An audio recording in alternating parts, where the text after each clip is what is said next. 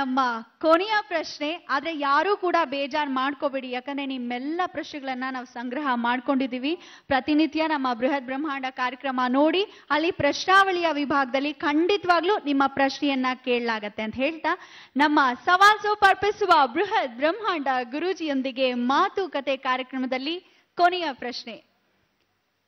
ಶೈಲಾ ಕಡಕಬಾವಿಯವರು ಧಾರವಾಡಿಂದ ಬಂದಿದ್ದಾರೆ. ಶೈಲಾ ಅವರು, ಗುರೂಜಿ, ಶನಿದೇವ್ರ ಬುಕ್ ದಿನಾಲು ಓದ್ಬೇಕೋ ಬೇಡೋ ಮನೆಯಲ್ಲಿ? ಶನಿದೇವರ ಕಥಾ ಪುಸ್ತಕ. ಗುರುಜಿ, ಅವರ ಪ್ರಶ್ನೆ ಹೀಗಿದೆ, ಮನೆಯಲ್ಲಿ ಶನಿದೇವರ ಸಹಸ್ರನಾಮ ಮತ್ತು ಕಥಾ ಪುಸ್ತಕ ಓದ್ಬೇಕೋ ಬೇಡವೋ, ಮತ್ತೆ ಲಲಿತ ಸಹಸ್ರನಾಮ ಹೆಂಗಸರು ಓದಬಹುದಾ ಗುರುಜಿ, ಮತ್ತೆ ನಾವು ನಾನ್ ವೆಜ್ ತಿನ್ನೋರು ಮುಟ್ಬೇಕೋ ಬೇಡೋ ಅಂತ ಕೇಳ್ತಿದ್ದಾರೆ. ಲಲಿತ ಸಹಸ್ರನಾಮದ ಪುಸ್ತಕ. ತಮ್ಮ ಹೆಸರೇನಮ್ಮ? ಶೈಲಾ ಕಡಕ್ಬಾವಿ. ಶೈಲಮ್ಮ, ಶನಿದೇವರ ಕಥೆಯನ್ನ ಮನೆಯಲ್ಲಿ ಓದಬಾರ್ದು. ಅದು ಏನೇ ಇದ್ರೂ ಪಾರಾಯಣ ಮಾಡತಕ್ಕಂಥದ್ದು ಮನೆಯ ಹೊರಭಾಗದಲ್ಲಿ. ಶನೈಶ್ಚರ ಅಂದ್ರೆ ಮೆತ್ತಗೆ, ಚರ ಅಂದ್ರೆ ಹೊರಡೋನು, ನಿಧಾನಕ್ಕೆ ಹೊರಡೋನು ಶನಿ. ಜೀವನದಲ್ಲಿ ಕರ್ಮವನ್ನು ಕೊಡೋನು ಶನಿ. ಹುಟ್ಟು ಸಾವಿನ ಎರಡೂ ವಿಶೇಷವಾಗಿ ಕೊಡೋನು ಶನಿ. ಒಂದು ಮಗು ಹುಟ್ಟಬೇಕಾದ್ರೆ ಮಗು ಹುಟ್ಟುಬಿಡುತ್ತೆ, ಹೊರಗಡೆ ಬಂದಿರುತ್ತೆ, ವ್ಯಾ ಅಂತ ಅಳಲ್ಲ. ಏನಪ್ಪ ಮಾತೆ ಬಂದಿಲ್ಲ, ಮಗು ಅಳ್ತಾ ಇಲ್ಲ ಅಂದಾಗ ತಲೆ ಕೆಳಗೆ ಕಾಲ್ ಮೇಲ್ ಮಾಡ್ತಾನೆ ಡಾಕ್ಟರ್. ಹಿಂಗೆ ತಲೆ ಕೆಳಗೆ ಕಾಲ್ ಮೇಲ್ ಮಾಡ್ತಾನೆ ಡಾಕ್ಟರ್. ಆ ಮಗುದು ಬೆನ್ನ ಮೇಲೆ ಹೊಡಿತಾನೆ. ಏನಕ್ಕೆ ಹೊಡಿತಾನೆ ಬೆನ್ನ ಮೇಲೆ? ತಲೆ ಕೆಳಗೆ ಮಾಡಿದಾಗ ಶನಿ ಕರ್ಮಶೇಷ, ವಾಪಸ್ ಬಾ ಅಂತ ಹೊಡೆದಾಗ ಮಗು ವ್ಯಾ ಅಂತ ಶುರು ಮಾಡುತ್ತೆ. ಆಗ ಶನೀಶ್ವರ ನೋಡ್ತಾ ಇರ್ತಾನೆ, ಬರ್ಬೋದು ಗಣಯ್ಯ, ಈ ಜನ್ಮಕ್ಕೆ ನಿನ್ಗೆ ಎಂಟ್ರಿ, ಹಳೇ ಜನ್ಮದೆಲ್ಲ ಕರ್ಮ ಕಳೆದಿದೆ ಅಂತ. ಕರ್ಮಾಧಿಪತಿ ಅವನೇ. ಸಾಯ್ಬೇಕಾದ್ರೂ ಒಬ್ಬ ಮನುಷ್ಯ ಸಾಯ್ತಾ ಇರ್ಬೇಕಾದ್ರೆ ಅಂತ ಬಿದ್ದಿರ್ತಾನೆ, ಅಲ್ಲೇ ಬಿದ್ದಿರ್ತಾನೆ, ಹೊರಗಡೆ ಸಾಯಲ್ಲ ಬೇಗ ಅವನು. ಯಾಕೆ ಸಾಯಲ್ಲ ಗೊತ್ತಾ? ಇನ್ನು ಕರ್ಮಫಲ ಇದೆ. ಸುಮ್ಮನೆ ಕೂತ್ಕೊಳ್ಳೋ, ಅಕೌಂಟ್ ಬೇಕಷ್ಟು ಬ್ಯಾಲೆನ್ಸ್ ಇದೆ. ಎಷ್ಟು ಜನ ಹೆಣ್ಣು ಮಕ್ಕಳು ಸೀರೆ ಎಳೆದಾಕಿದ್ಯಾ, ಅದೆಷ್ಟು ಜನ ಹತ್ರ ದುಡ್ಡು ಲಂಚದ ಮೇಲೆ ಬಡ್ಡಿ ಲಂಚದ ಬಡ್ಡಿ ತಗೊಂಡಿದ್ಯಾ, ಎಷ್ಟು ಪಾಪ ಕರ್ಮಗಳು ಮಾಡಿದ್ಯಾ, ಬಿದ್ದಿರು ಅಂತ ಬೆಡ್ ರಿಡನ್ ಆಗಿ ಬಿದ್ದಿರ್ತಾನೆ. ಆವತ್ತು ಜ್ಞಾಪಕ ಬರುತ್ತೆ ಶನಿ. ಅದಕ್ಕೋಸ್ಕರ ಹುಟ್ಟು ಸಾವು ಎರಡೂ ಕೊಡೋನ್ ಶನಿ ಆಗಿರೋದ್ರಿಂದ ಮನೆ ಒಳಗೆ ಅವನ್ನ ಓದಬಾರ್ದು, ಪಾರಾಯಣ ಮಾಡಬಾರ್ದು.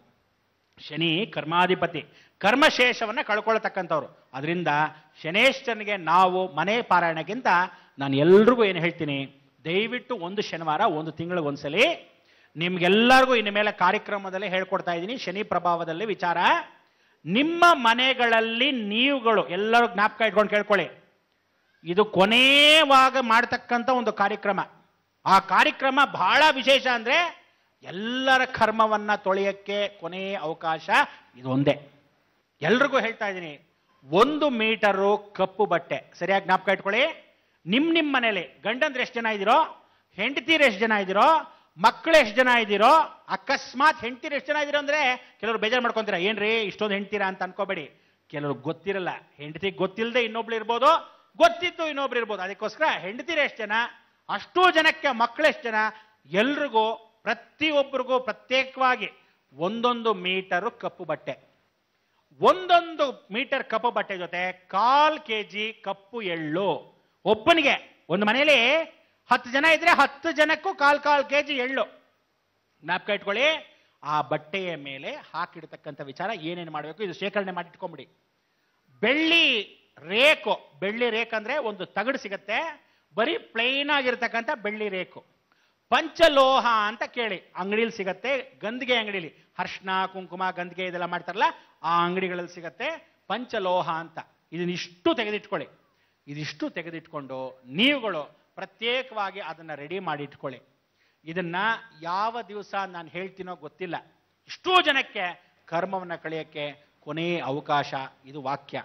ಅದು ಯಾವತ್ತು ಬರುತ್ತೋ ಆ ದಿನ ನೀವೆಲ್ಲರೂ ಆ ಮನೆಯಲ್ಲಿ ಪ್ರತಿ ಒಬ್ಬರಿಗೂ ಅದನ್ನ ನಿವಾಳಿಸ್ಕೊಂಡು ಅವ್ರ ಮನೆ ಗಂಡನಿಗೆ, ಅವ್ರ ಹೆಂಡತಿಯರಿಗೆ, ಅವ್ರ ಮನೆ ಕುಟುಂಬಕ್ಕೆ, ಅವ್ರ ಮಕ್ಕಳಿಗೆ, ಮೊಮ್ಮಕ್ಕಳಿಗೆ, ಅಜ್ಜಿ ತಾತಂದ್ರು ಎಲ್ರಿಗೂ ಆ ಪರಿವರ್ತನೆ ಈ ರೀತಿ ಮಾಡ್ಕೊಳ್ತಕ್ಕಂಥ ಅವಕಾಶ ಆ ಶನಿಯ ಮುಖಾಂತರ.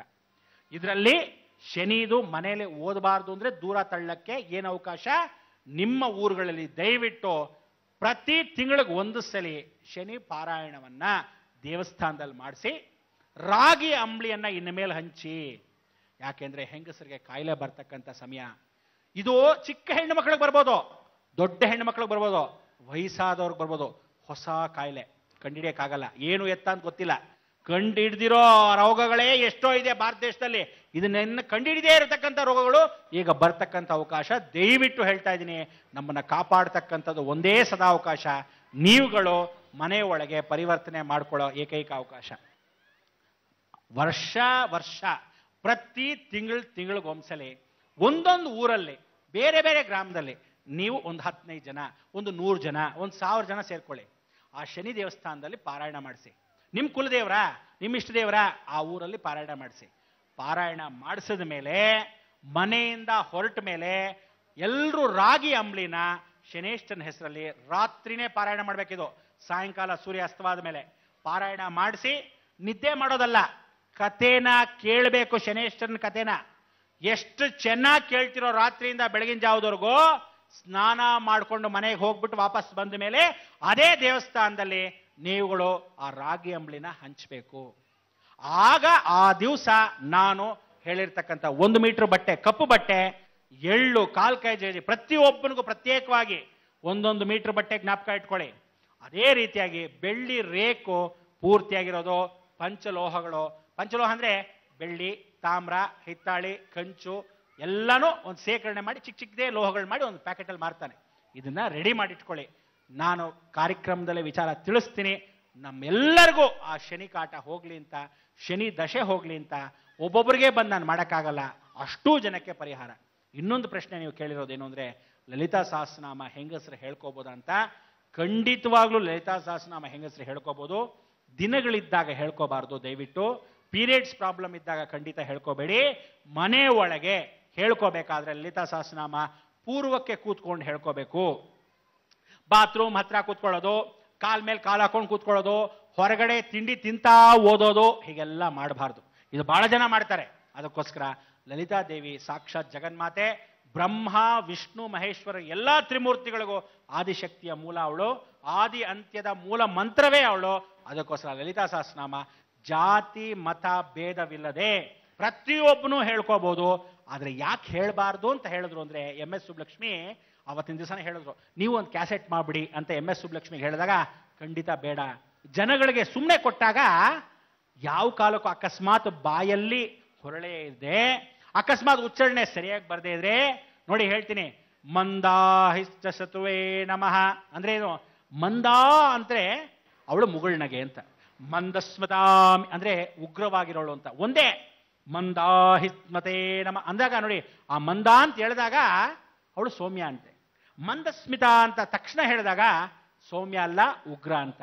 ಎರಡು ವ್ಯತ್ಯಾಸ ಆಗ್ಬಿಟ್ರೆ ನಿಮ್ ಬಾಯಲ್ಲಿ ಅಕಸ್ಮಾತ್ ಸರಿಯಾಗಿ ಲಲಿತಾ ಸಹಸ್ರನಾಮ ಬರದೇ ಇದ್ರೆ ನಿಮ್ಗಳಿಗೆ ದೋಷ ಅಂತ ಆ ಕಾಲದವ್ರು ಏನ್ ಹೇಳಿದ್ರು, ಎಲ್ಲರೂ ಹೇಳ್ಬೇಡಿ ಅಂದ್ರು. ಅಷ್ಟೇ ವಿನಃ ನೀವು ಹೇಳ್ಬಾರ್ದು ಅಂತಲ್ಲ. ಅಕಸ್ಮಾತ್ ಚೆನ್ನಾಗಿ ಹೇಳಕ್ಕೆ ಬರುತ್ತೆ, ಕ್ಯಾಸೆಟ್ ಪಕ್ಕದಲ್ಲಿ ಹಾಕೊಳ್ಳಿ, ಹೇಳ್ಕೊಂತ ಬುಕ್ಕನ್ನು ನೋಡ್ಕೊಳ್ಳಿ, ಕಲ್ತ್ಕೊಳ್ಳಿ. ಖಂಡಿತವಾಗ್ಲೂ ನೀವು ಹೇಳಕ್ಕೆ ಅರ್ಹರು, ಯಾವ ಕಾಲಕ್ಕೂ ಒಳ್ಳೇದು. ಬಂದಿರತಕ್ಕಂಥ ಅಷ್ಟೂ ಜನಕ್ಕೆ ಪರಿಪೂರ್ಣವಾಗಿ ಹೇಳಿರ್ತಕ್ಕಂಥ ವಿಚಾರ ಜ್ಞಾಪಕ ಇಟ್ಕೊಳ್ಳಿ, ಗಮನ ಇಟ್ಕೊಳ್ಳಿ ಅಂತ ಮುಖಾಂತರ ತಿಳಿಸ್ತಾ ಇದ್ದೀವಿ. ಹುಬ್ಬಳ್ಳಿಯ ಮಣ್ಣಲ್ಲಿ ಮೊಳೆತು ಬಳ್ಳಿಯು ಹರಡಿತು ಕುಡಿಚಾಚಿ, ಕವಿಗಳ ಸಾಹಿತ್ಯ ಉದ್ಯಾನದಲ್ಲಿ ನರ್ತನಗೈದಿತ್ತು ಗರಿಬೆಚ್ಚಿ. ಈ ಗಂಡು ಮೆಟ್ಟಿದ ನಾಡು ಹುಬ್ಬಳ್ಳಿಯಲ್ಲಿ ಬೃಹತ್ ಬ್ರಹ್ಮಾಂಡ ಗುರೂಜಿಯವರೊಂದಿಗೆ ಮಾತುಕತೆಯನ್ನ ಇಲ್ಲಿಗೆ ಮುಕ್ತಾಯಗೊಳಿಸ್ತಾ ಇದ್ದೇವೆ. ಬಹಳಾನೇ ಸಂತೋಷದಲ್ಲಿ ಮತ್ತೊಮ್ಮೆ ನಾವು ಭೇಟಿಯಾಗೋಣ. ದಿನನಿತ್ಯ ನಿಮ್ಮ ಭೇಟಿ ಆಗ್ತಾನೆ ಇರುತ್ತೆ, ಬೆಳಗ್ಗೆ 9 ಗಂಟೆಗೆ ಜೀ ಕನ್ನಡ ವಾಹಿನಿಯ ಬೃಹತ್ ಬ್ರಹ್ಮಾಂಡ ಕಾರ್ಯಕ್ರಮದಲ್ಲಿ ಅಂತ ಹೇಳ್ತಾ ನಮಸ್ಕಾರಗಳೊಂದಿಗೆ ಧನ್ಯವಾದಗಳು. ನಿಮ್ಮೆಲ್ಲರಿಗೂ ಹೃತ್ಪೂರ್ವಕ ಮನಪೂರ್ವಕ ಧನ್ಯವಾದಗಳನ್ನ ನಮನಗಳನ್ನ ಅರ್ಪಿಸ್ತಾ ಇದ್ದೇನೆ. ನಮಸ್ಕಾರದೊಂದಿಗೆ ದಿವ್ಯಾ ಅಲೋರ್ ಜೊತೆಗೆ ನಮ್ಮ ಈ ಎಲ್ಲಾ ಒಂದು ಕಾರ್ಯಕ್ರಮದ ಬೆನ್ನೆಲುಬು ಅಂತ ಹೇಳ್ಬೋದು ನಮ್ಮ ಗುರೂಜಿ ಅವರು ನಮ್ಮ ಈ ಕಾರ್ಯಕ್ರಮಕ್ಕೆ ಅಷ್ಟೇ ಅಲ್ಲ, ಬೃಹತ್ ಬ್ರಹ್ಮಾಂಡ ಕಾರ್ಯಕ್ರಮದೊಂದಿಗೆ ಸದಾಕಾಲ ಇರಬೇಕು, ಸನ್ಮಾರ್ಗದೆಡೆಗೆ ನಮ್ಮೆಲ್ಲರನ್ನ ಸೆಳೆದೊಯ್ಬೇಕು ಅನ್ನೋದೇ ನಿಮ್ಮೆಲ್ಲರ ಪರವಾಗಿ ನಾನು ಆಶಯವನ್ನ ಇಡ್ತಾ ಧನ್ಯವಾದಗಳು ಗುರೂಜಿ ನಮ್ಮ ಈ ಕಾರ್ಯಕ್ರಮಕ್ಕೆ ಆಗಮಿಸತಕ್ಕಾಗಿ.